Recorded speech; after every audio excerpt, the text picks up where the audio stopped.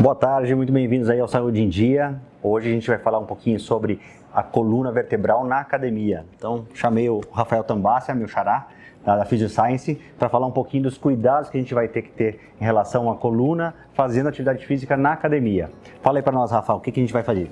Bom, na verdade, assim, a ideia é quando a gente orienta algum exercício dentro da musculação e da academia, a gente usa os próprios exercícios até como forma de tratamento e também mostrar alguns exercícios que podem oferecer mais risco para as pessoas e para os pacientes, ou que já tiveram uma lesão prévia, ou que são completamente saudáveis, mas a gente tem um número grande de pacientes que às vezes procura a gente por ter machucado na própria academia ou com algum equipamento de musculação. Então a ideia é mostrar quais são os exercícios de maior risco e como é que a gente pode fazer algumas adaptações para evitar esse tipo de situação. Vamos lá para a gente mostrar os exercícios depois. Maravilha, vamos lá então, pessoal.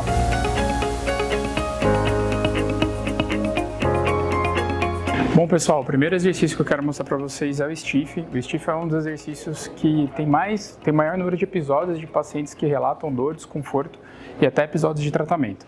Tá? O exercício de forma completa, geralmente como ele é realizado, pode fazer, mas o paciente ele fica com a coluna neutra, os joelhos bem estendidos e aí faz a angulação completa.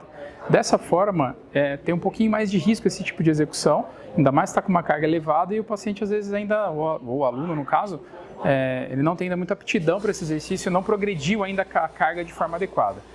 Então, se a gente quer minimizar um pouco desse risco, qual que é o ideal a gente fazer? Limitar essa amplitude, passar a barra somente até os joelhos ou passando um pouquinho o joelho e fazer um pouquinho de flexão dos joelhos. Dessa forma eu ativo mais o quadríceps e minimizo um pouco a carga das costas, tá? Uma maneira ainda interessante de fazer esse exercício que gera menos carga, eu posso trabalhar mais de forma inicial, ainda mais pacientes que já tiveram crise fazendo esse exercício, pode colocar a barra no chão, é com peso livre na frente.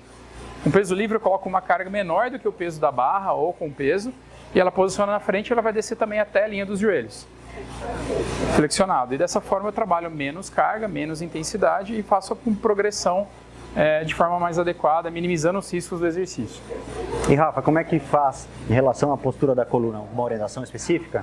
Na verdade o que ela tem que perceber é que ela não está fazendo nenhuma hiperlordose demais, nem forçando demais o quadril para trás e também tomando cuidado para não fazer uma flexão excessiva de tronco, né? Então ela tem que manter a coluna o mais neutra possível e descer até no máximo 90 graus da articulação do quadril para minimizar esse estresse sobre a coluna lombar. Maravilha. Lembrando que a hiperlordose é aquela curvatura acentuada da lombar, né? Então aquele fundo, jogar o bumbum para trás, isso aí acaba aumentando mais essa lordose. Pessoal, outro exercício que também oferece um pouco maior risco para a região lombar, principalmente, é o agachamento com a barra guiada.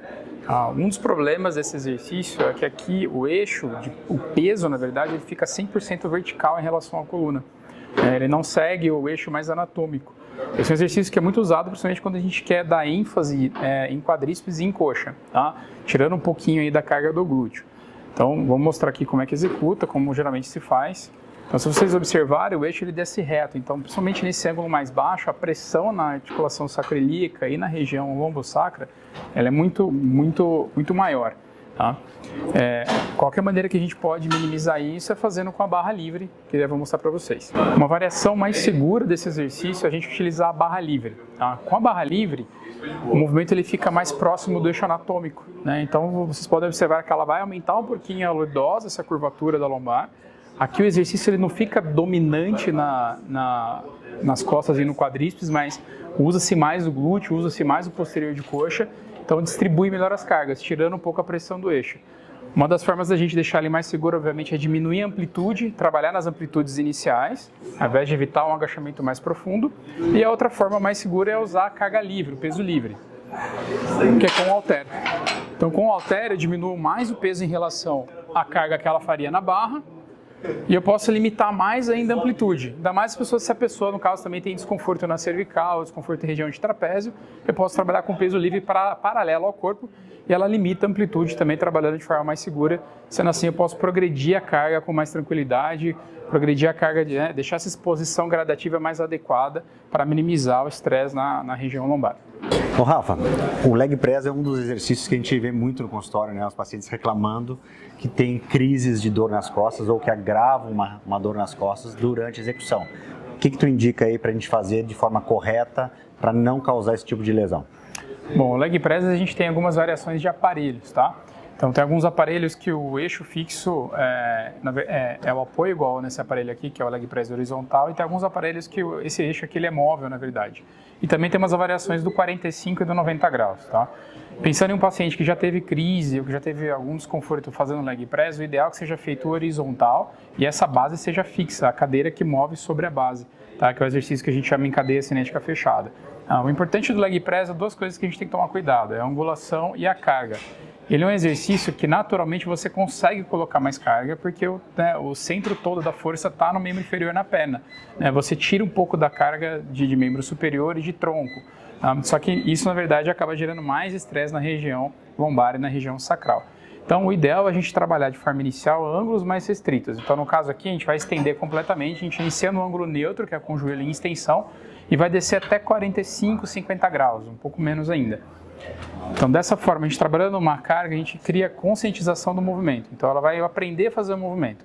Outra coisa importante no leg press é a gente ter um alinhamento dos dois eixos. Então, sempre pensar no ombro alinhado com a região central da patela, com o hálux, tá? Com o dedão. Continua o movimento. Dessa forma, a gente tendo os dois eixos bem paralelos, limitando o ângulo, deixa o exercício mais seguro, né? A pessoa fica mais confiante em fazer e aí eu consigo progredir nas cargas aos poucos, tá? No caso, tanto 45 quanto 90 graus, que é com a perna para cima, a gente pede para evitar assim, né? Ainda mais se não for da especificidade, se não for nenhum atleta que a gente esteja lidando, assim como uma pessoa que procura saúde e bem-estar. Então não faz sentido utilizar um exercício de tanto risco, que é o de 45, 90 graus, com muita carga, né? Então o leg press, né, ele já vai trabalhar o que a gente precisa para manter uma boa saúde. Pessoal, excelentes dicas aí do Rafa. Rafa, só fala pra gente só mais uma coisinha. Que nem eu tenho dor crônica, né, dorso lombar, tu que cuida de mim várias vezes. O que tu indica para evitar esse tipo de lesão, além desses exercícios aí, no dia a dia, para quem quer iniciar uma prática esportiva, ou que quer melhorar a sua performance, ou até quem já pratica, já está bem ativo, está bem condicionado e mesmo assim apresenta algum desconforto nas costas. O que a gente pode fazer para melhorar isso? Bom, eu acho que o mais importante nessa situação é ter uma avaliação específica individual.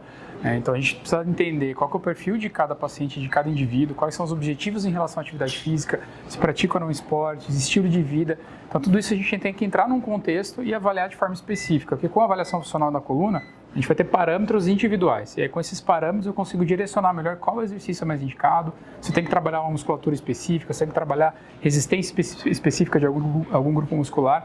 Então dessa forma eu consigo individualizar os exercícios, minimizando mais ainda risco de lesão, risco de qualquer tipo de exercício dentro da academia ou qualquer atividade funcional que o paciente gosta de fazer ou do esporte também. Maravilha, Rafa. Muito obrigado. Pessoal, mandem suas dúvidas pra gente, nosso WhatsApp aqui, sigam a gente nas redes sociais. Rafael Tambassia. Obrigado. Tá? Cinetics Physio e até o próximo programa. Um abraço.